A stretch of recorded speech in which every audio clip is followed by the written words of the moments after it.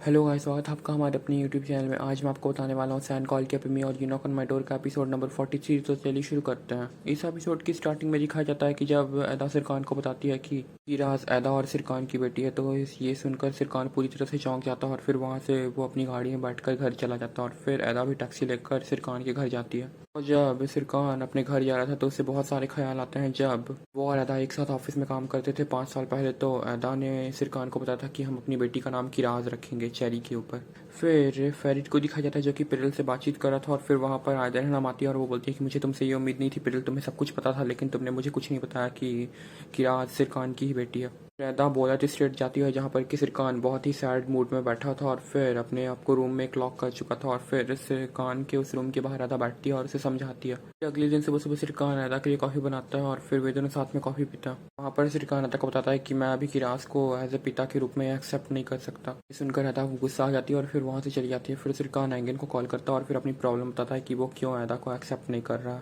Again उसे सांत्वना देता है और बोलता है कि चिंता मत करो, सब कुछ ठीक हो जाएगा। रैदा मेलो और आयफर के पास जाती है और उसे बताती है कि सिरकान ने किराज को अभी एज ए डॉटर के रूप में एक्सेप्ट करने से इनकार कर दिया। फिर जैन और पेरिल को दिखाया जाता है जो कि आपस में चेस खेल रहे थे और फिर वहाँ पर एंगिन आता है और फिर पेरिल से माफी मांगता है बिकॉज उनके बीच रात में एक लड़ाई जैसी स्थिति बन गई थी। फिर पेरिल वहाँ से चली जाती है उठकर। फिर शुरू होती है आयदर हन्नम और आयफर के बीच में एक जंग जिसमें कि ये डिसाइड होता है कि कौन किराज का बर्थडे ज़्यादा अच्छे से मनाएगा और दोनों पार्टीज अपने अपनी प्लानिंग में जुट जाती हैं। फिर सिरकान अदा के पास जाता है और फिर अदा को बीच के पास चलने के लिए बोलता है और फिर जब अदा बीच के पास जाती है तो सिरकान अदा को वो रीज़न बता देता है कि किस कारण से वो किराज को एज अ डॉटर के रूप में क्यों नहीं एक्सेप्ट कर रहा। और वो रीज़न था कि 5 साल पहले जब सिरकान को कैंसर हुआ था तो ये बिल्कुल ही पॉसिबल नहीं था कि सिरकान को एक डॉटर हो सकती है और फिर नेक्स्ट 5 ईयर्स में बहुत ज़्यादा ही चांसेस थे कि सिरकान को फिर से कैंसर हो जाएगा। वो भी चाहता था सब कुछ ठीक करना, लेकिन उसे डर था कि अगर वो वापस से कैंसर से मर गया तो फिर क्या होगा, इसलिए वो किराज को एज ए डॉटर एक्सेप्ट नहीं करना चाहता था। ये सुनकर ऐदा बहुत ही ज़्यादा गुस्सा आ जाती है और फिर वहाँ से चली जाती है। फिर ऐदा आइफर और मेलो और सिरकान आयदर हमको ये बात बताते हैं कि वे दोनों बहुत ज़िद्दी हैं। फिर बुराक को दिखाया जाता है जो कि ऐदा के पास आता है और फिर उससे पूछता है कि वो ठीक तो है ना, और फिर सिरकान और उसके बीच के बारे में पूछता है कि सब कुछ ठीक तो हो रहा है ना। तो फिर ऐदा उसे बोलती है कि वक्त लगेगा लेकिन सब कुछ ठीक हो जाएगा। फिर आयदर नाम एंगिन और सैफी मिलकर के सिरकान को और किराज को क्लोज लाने की कोशिश करता है। फिर एंगिन को दिखाया जाता है जो कि अपने बेटे जैन के साथ सिरकान के पास जाता है और फिर उसे बताता है कि मैं और जैन घूमने जा रहे हैं और फिर उस टाइम किराज भी सिरकान के पास रहती है। जब एंगिन और जैन वहाँ से जाता है तो फिर किराज सिरकान को बोलती है कि उसे भी बाहर जाना और फिर उसके शू लेसेस खुले हुए हैं। फिर सिरकान उसके शू लेसेस बांधता है और फिर उसके साथ ही जाता और फिर ये देखकर दूर से आदर बहुत ज़्यादा ही खुश होती है और ये एंगिन का प्लान काम कर गया था। फिर घूम के आने के बाद सिरकान ने किराज को अपने रूम में लेकर जाता और फिर उसे उसके शूज़ दिखाता है जो कि उसने सिरकान की गाड़ी में छोड़ दिए थे।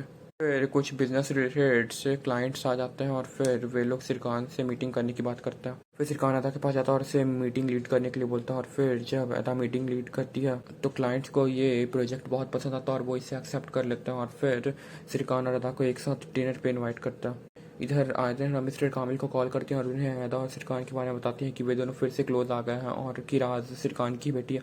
और ये सुनकर मिस्टर कामिल बहुत खुश होते हैं और वहाँ आने की बात करता है। और अब पिनर सैफी और आयदन हम मिल कर के आयफर की तैयारियां देख रही होती हैं बर्थडे पार्टीज़ के लिए कि वे लोग क्या प्लान कर रहे हैं और क्या गिफ्ट देने वाले हैं किराज को। और वे लोग अपना स्पाई बना करके पिनर को उनके बीच भेजते हैं ताकि पिनर उनके प्लानिंग्स और उनके अरेंजमेंट्स को देख सके कि वे लोग क्या अरेंज किया है। पिनर आयफर के पास जाती है जहाँ पर कि सबको अरेंजमेंट हो रहा था और फिर वे लोग ऑलमोस्ट सारी चीज़ें प्रिपेयर कर चुके थे और लेकिन जब पिनर उनके गिफ्ट्स के बारे में पूछती है तो कोई उन्हें गिफ्ट्स नहीं बताता है कि वे लोग क्या गिफ्ट दे रहा। फिर ऐदा को दिखाया जाता है जो कि किराज के साथ बैठी हुई थी और फिर सिरकान भी दीवार के पीछे से उनकी बातें सुन रहा था। फिर बुराक वहाँ आता और फिर किराज उसके साथ चली जाती है और फिर सिरकान अदा के पास आता और फिर उस क्लाइंट के साथ नाइट प्लानिंग जो थी उसमें जाता है अदा के साथ और वहाँ पर बहुत सारी बातें होती है। और जो उनका क्लाइंट था वो अदा और सिरकान को एक बहुत अच्छा कपल बता रहे थे लेकिन ऐसा बिल्कुल भी नहीं था रियलिटी में, ये तो सिरकान और अदा को पता था। फिर अगले दिन सिरकान अपने घर में सैडली बैठा हुआ था और फिर उसके पास एंगिन आता है और फिर उससे एडवाइस देता है कि तुम अपने हेल्थ की एक बार फिर से जांच करो, मे बी अब हालात वैसे ना हो जैसे कि पहले हुआ करते थे। और फिर सिरकान भी एंगिन की बात से सहमत रहता।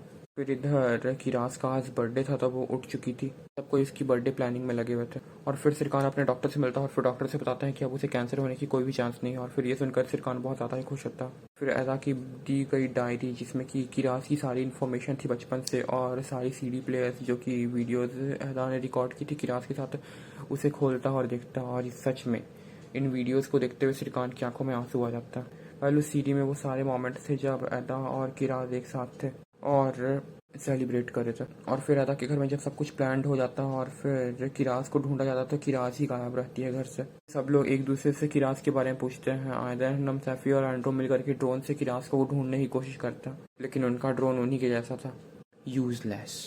फिर सभी लोग किरास को ढूंढने में लग जाते हैं। और फिर सिरकान को याद आता है कि जब वो किरास के साथ घूमने गया था तो किरास ने उसे बताया था कि जब उसके पापा आ जाएंगे तो वो बहुत खुश होगी। और फिर सिरकान इसलिए बीच पर जाता है और फिर वहाँ पर उसे जैन मिलता है। और फिर जब बीच पे सिरकान को जैन मिलता है तो सिरकान जैन से पूछता है किरास के बारे में। और फिर जैन किरास के बारे में सिरकान को ये बता देता है कि वो लेक के पास गई है, अपने पिता को जल्दी जल्दी लाने के लिए वो एक बैलून में लेटर भी छोड़ रही है। फिर सिरकान किरास के पास जाता है और उसे पूछता है कि वो यहाँ क्या कर रही है। तो फिर किरास उसे बताती है कि वो अपने पिता के लिए एक लेटर हवा में छोड़ रही है ताकि उसके पिता को ये मिले और फिर वो जल्दी से जल्दी घर आए, बिकॉज वो चाहती थी अपने पिता को एज ए बर्थडे गिफ्ट के रूप में। फिर सिरकान उस बैलून से बंधे लेटर को देखता है और फिर किरास को ये विश्वास दिलाता है कि तुम्हारे पिता जल्दी ही लौट आएंगे। और फिर उसे लेकर बर्थडे पार्टी में जाता है। और फिर किरास जब बर्थडे में जाती है तो ऐदा उसे पूछती है कि तुम कहाँ चली गई थी और फिर तुम्हें यहाँ तक कौन ला। तो फिर किरास बताती है कि मुझे यहाँ तक सिरकान बुलेट लेकर आया और उसके बाद फिर वो यहाँ नहीं आना चाहते थे। फिर ये सब सुनकर आयदन हम पूरी तरह से शॉक्ड हो जाते हैं कि सिरकान किरास के साथ था। सब कोई अपने अपने गिफ्ट से किरास को देने लगता है। और फिर तभी स्पेस सूट कॉस्ट्यूम में एक इंसान आता है और उसे देखकर किरास बोलती है पापा। एंड गेस व्हाट, वो कौन था? वो था सिरकान जो कि उसे स्पेस सूट में आया हुआ था। और उसे देखकर सभी का रिएक्शन बहुत ही चौंकाने वाला था, बिकॉज किसी को विश्वास नहीं हो रहा था कि सिरकान भी ऐसा कर सकता। फिर फर्स्ट टाइम सिरकान किरास के सामने आता है एज ए फादर। और यहीं पर ख़त्म होता है हमारा आज का एपिसोड। तो अगले एपिसोड में जानेंगे कि क्या किरास सिरकान को इतनी जल्दी एक्सेप्ट कर लेगी एज ए फादर या फिर उसके भी कुछ ऑब्जेक्शंस होंगे। और फिर अगर आपने अस्क मानती के इंतकाम को अभी तक चेकआउट नहीं किया तो उसे भी जाकर चेक करो। मिलते हैं अगली वीडियो में, बाय गाइस।